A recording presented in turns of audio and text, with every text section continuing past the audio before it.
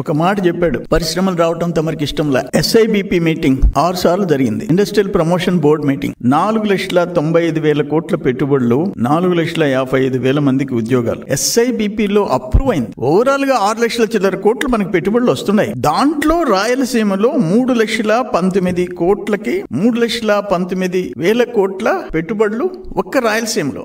ఇవన్నీ మీ కంటికి కనపడటం లేదా? ఒక మంచి ఇండస్ట్రీ వస్తుందంటే ఇన్సెంటివ్ గా భూములు ఉచితంగా ఇచ్చిన సందర్భాలు ఉన్నాయి. భూములు ఉచితంగా ఇచ్చి, అటువంటిది నువ్వు ఉర్సా గురించి ఏం చెప్తున్నావు? ఉర్సా రూపాయి ఇడ్లీ వడ, మంచి పరిశ్రమ వస్తుంటే, పెట్టుబడి వస్తుంటే 99 పైసలు అంట, రూపాయి అంట.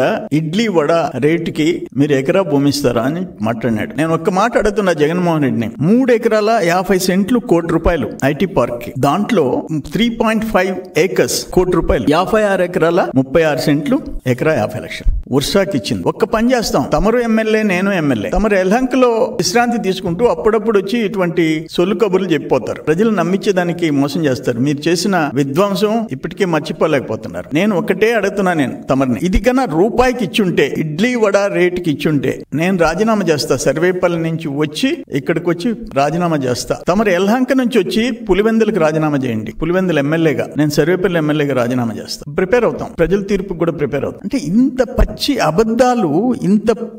అబద్ధాలు తమరు చెప్తే, తమరు అసలు వ్యవస్థల్ని, 14th ఫైనాన్స్ పంచాయతీల్ని కూడా ముంచేసిన వాళ్ళు మీరు. తమరు వనరుల గురించి, ఆర్థిక వ్యవస్థ గురించి నువ్వు మాట్లాడతావా? 14th finance, 15th finance, SC/ST sub plan, central government ఇచ్చే షేర్లు, ఒక ఇరిగేషన్ వ్యవస్థ, వ్యవసాయ శాఖ, నీటిపారుదల శాఖ, రోడ్లు భవనాల శాఖలు, పంచాయతీలు, చిన్న పంచాయతీలు, అవి కూడా నువ్వు బటన్ నొక్కి వెనక్కి తీసుకున్నవి.